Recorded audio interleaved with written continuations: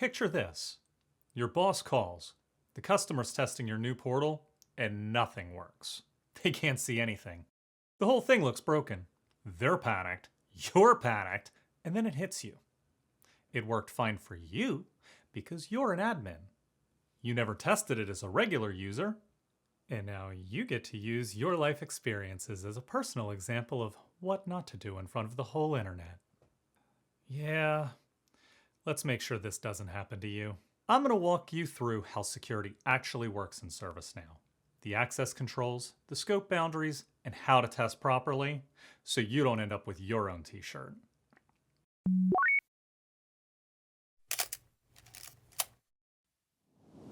Security controls who can do what with data in ServiceNow. Get it wrong, and one of three things happens. First, users can't use your app. That's business impact. Second, users can see data they shouldn't. That's a data breach. And third, you spend hours debugging, why can't I see this? Productivity killer. Understanding security helps you build apps people can actually use and keep sensitive data protected. So let's talk about how it works. Let's say you're trying to view an incident record. First, ServiceNow checks, can you access the incident table at all? It looks at the table access control list, or ACL, to see if any of them grant you access. If they do, the table gate opens. Otherwise, you shall not pass. That incident doesn't exist as far as you're concerned.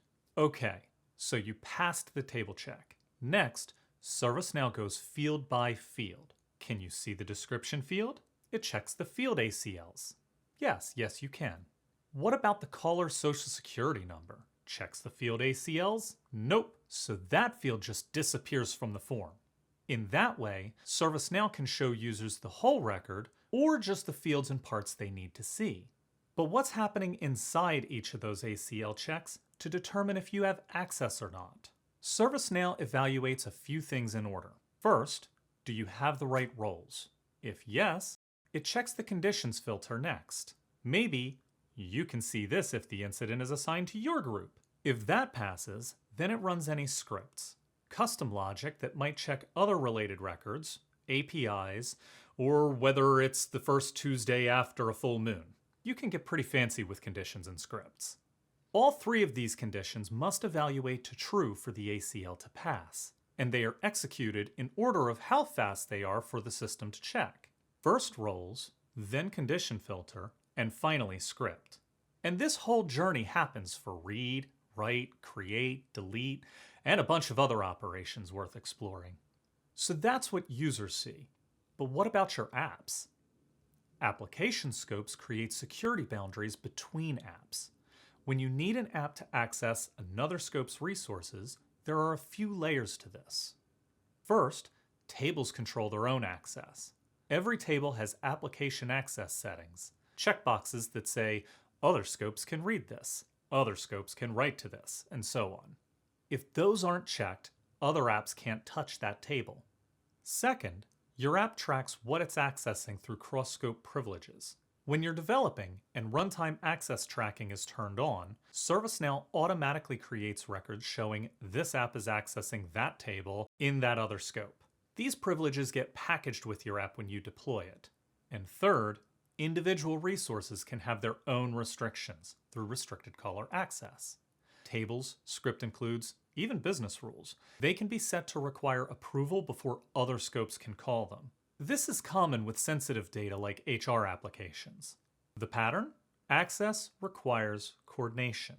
The table has to allow it, your app has to declare it, and individual resources might add extra restrictions. Alright, here's the lesson from my UAT disaster. Test from every role and persona, not just admin. Create test users with the actual roles your users will have. Then test every operation, read, write, create, delete, for every role. And test the different ways data gets accessed. There are specific ACLs for queries and reports that can accidentally expose data even when standard read access is locked down. So that's security in ServiceNow.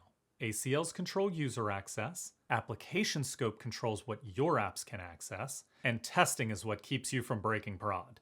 Now, security is way more complex than we can cover in 5 minutes, But the ServiceNow community has extensive discussions on ACLs and security patterns, so be sure to search there when you're building. And we've got more videos coming on scripting, automation, and the rest of the fundamentals. So subscribe, test your security, and let's keep building.